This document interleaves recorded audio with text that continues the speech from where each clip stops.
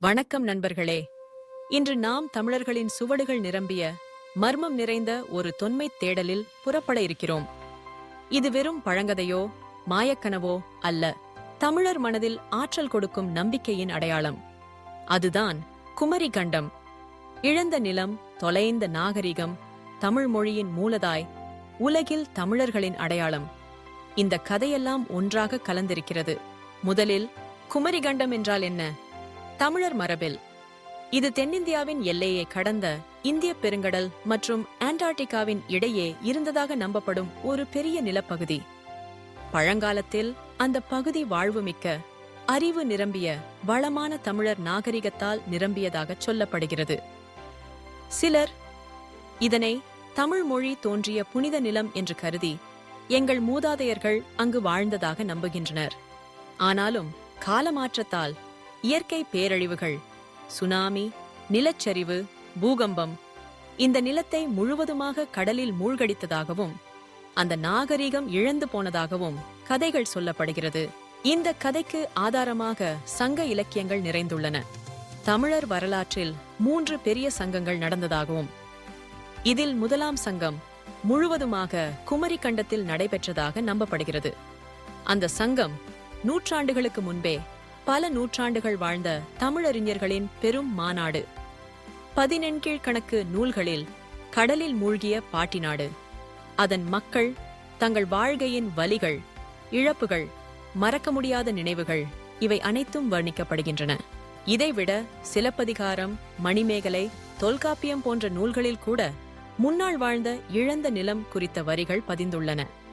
அந்த நிலம் இழந்த பின் தமிழர்கள் புதிய இடங்களை அடைந்து அவர்களின் மொழி, கலாச்சாரம், அறிவு, நாகரிகத்தை பரப்பியதாகவும் மரபு கருதி வாழ்ந்ததாகவும் கூறப்படுகிறது. அறிவியல் உலகத்தில் குமரி கண்டம் லெமூரியா கண்டம் என்ற பெயரில் பிரபலமாகியுள்ளது. 19ஆம் நூற்றாண்டில் மேற்கு உலகத்தில் சில உயிரினங்கள் இந்தியா, ஆப்பிரிக்கா, மடகாஸ்கர் மூன்றிலும் ஒரே மாதிரியாக இருப்பதை அறிஞர்கள் கவனித்தனர். அவ்வாறு பழங்காலத்தில் இந்த நிலப்பகுதிகள் எல்லாம் ஒன்றாக இருந்திருக்க வேண்டும் என்ற கருத்து எழுந்தது. அதிலிருந்து லெமூரியா ஹைபோதசிஸ் என்ற அறிவியல் வாதம் உருவானது. அதன் பிறகு பூமியின் புவி இயக்கம், நிலத்தட்டுகள் நகரும், கான்டினென்டல் ட்ரிஃப்ட், பிளேட் டெக்டானிக்ஸ் போன்ற நவீன அறிவியல் விளக்கங்கள் வந்தாலும் லெமூரியாவின் மர்மம் மாறவில்லை. இன்று அந்த கருத்துக்கள் முழுமையாக ஆதாரம் பெற்றவை அல்ல என்பதை அறிவியல் சொன்னாலும் அந்த வாதம் தமிழர் மனதில் நம்பிக்கையை இன்னும் தூண்டும். தமிழர் பாரம்பரியத்தில் குமரி கண்டம் தனி இடம் பிடித்திருக்கிறது. எங்கே பார்த்தாலும் அந்த கதை நமக்கு ஊக்கம் தரும். அங்கு வாழ்ந்தவர் உயர்ந்த அறிவு, நாகரிகம், வேதம், யோகம், சங்கீதம், மரபு இவற்றின் பாகுபாடாக கருதப்படுகிறார்கள். அந்த இழப்பு பிற தமிழ்நாட்டிலும் இலங்கையிலும் தென்கிழக்கு ஆசிய நாடுகளிலும் வாழ்ந்த தமிழர்களால் நினைவு கூறப்பட்டு வருகிறது. அவ்வாறு குமரி கண்டம் என்பது தமிழர் நாகரிகத்தின் அடிப்படை கதை மட்டுமல்ல, உலகத் தமிழர்களின் ஒருமைப்பாட்டையும் அடையாள உணர்வையும் வெளிப்படுத்தும் தாயகம். இந்த கதை ஏன் இந்தளவு பரவலாக அமைந்தது?